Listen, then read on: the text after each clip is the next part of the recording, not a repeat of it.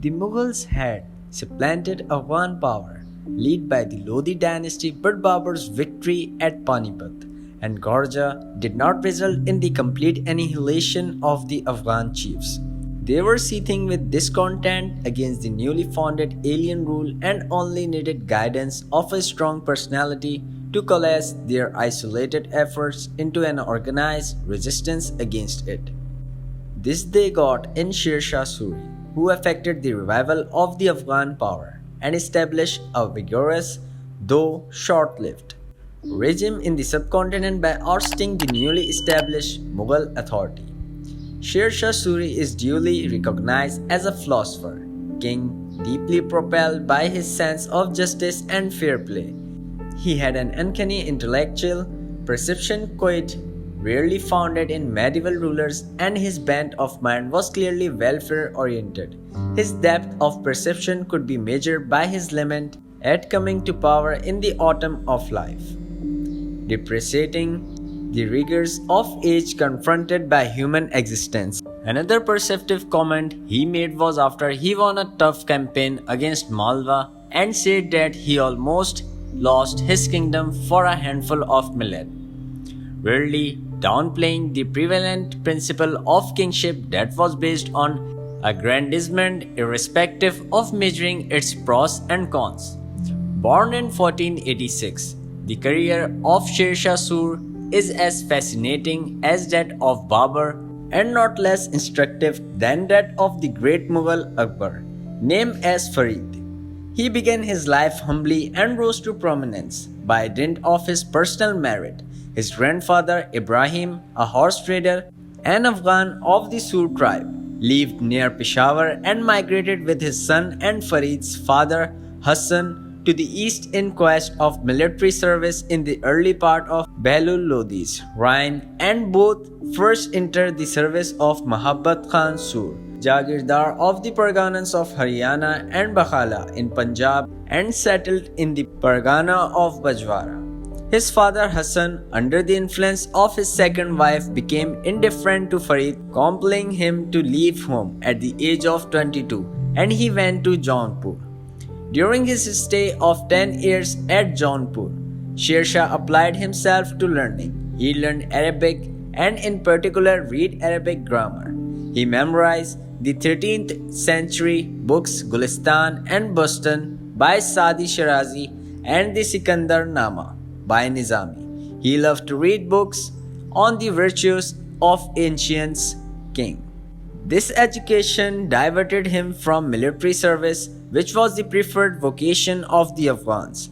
He is the lone empire builder who became the founder of ruling dynasty without being a soldier in his early life.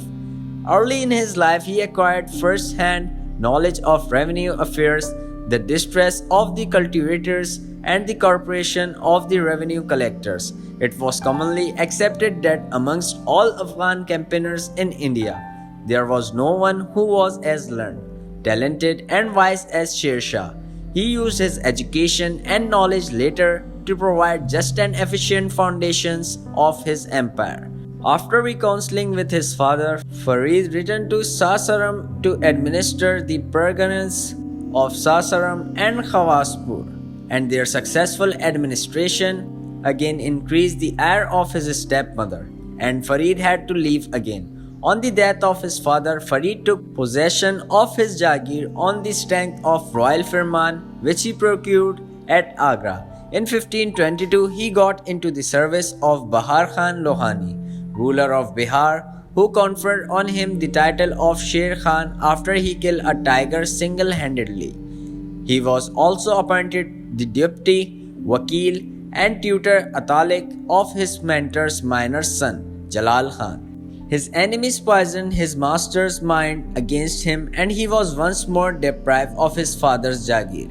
Impressed by the complete success of Mughal arms and with the prospect of future gain, he now joined Babur's camp, where he remained from April 1527 to June 1528. On his close association with the Mughal setup, he became convinced that it could be confronted, and he openly expressed dissatisfaction at the fall of Afghan power and boasted by recovering it.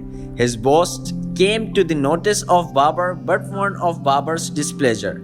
Sher Khan left the Mughal service and rejoined Bihar to become again its deputy governor and guardian of his former pupil. Meanwhile, the fortress of Chunar luckily came into position as Taj Khan, the owner of Chunar, was killed by his eldest son, who had risen against his father for his infatuation with a younger wife. Led Malika, this widow, however, married Sher Khan and gave him the fortress of Chunar along with plenty of wealth.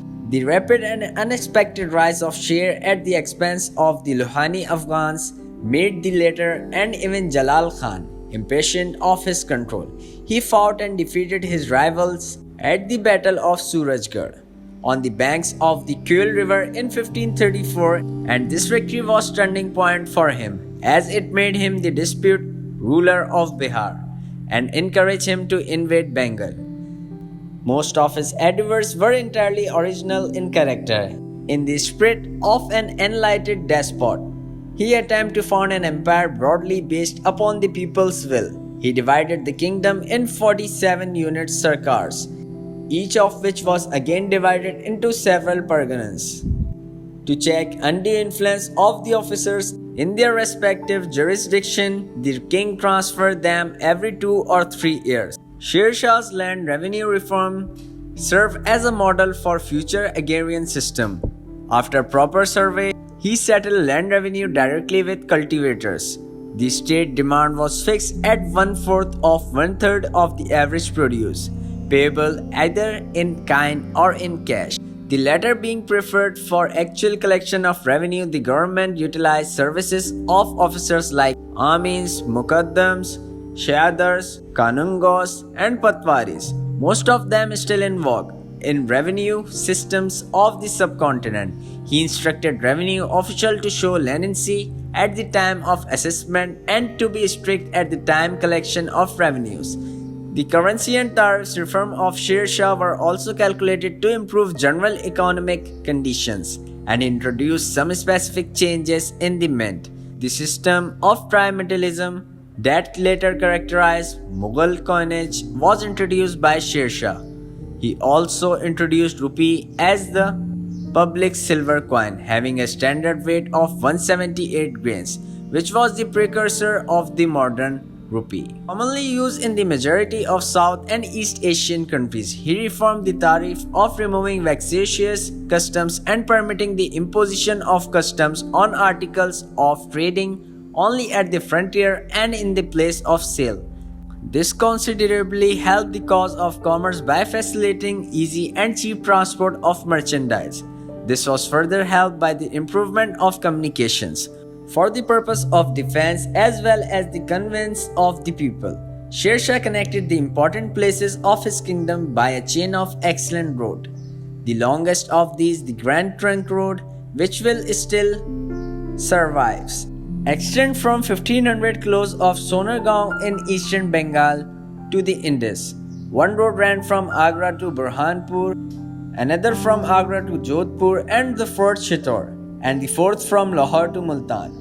To secure peace and order, the police system was reorganized and the principle of local responsibility from local crimes was enforced. The village headmen were made responsible for the detection of criminals and maintenance of peace. Sher Shah's strong intellect gave him a strong sense of justice and administration. Under him was even-handed in parganas. Civil suits were disposed by Amin and other cases, mostly criminal, by Qazi and Mir Adal. Several parganas had over them a Munsif-e-Munsifan to try civil cases. At the capital city there was the chief Qazi, the imperial Sadr, and above all the king as the highest authority in judicial as in other matters. Though a pious Muslim, Sher Shah was not a bigot in his treatment of the Hindus. In general, was tolerant and just. He employed Hindus in important offices of the state. One of his best generals was Brahmjit Ghor, and Todar Mal was his revenue advisor. The services of the body of armed retainers of the feudal levy were not considered sufficient for his needs, and he took care to maintain a regular army, the soldiers being bound to him. through their immediate commanding officer by the strong ties of personal devotion and discipline. Garrisons were maintained at different strategic points of the kingdom. Each of these, called a Fauj, was under the command of Faujdaar. Besides duly supervising the recruitment of soldiers, he personally fixed their salaries, took their respective roles, and revived the practice of branding horses. If you really like the video, then like, share, and subscribe to our YouTube channel.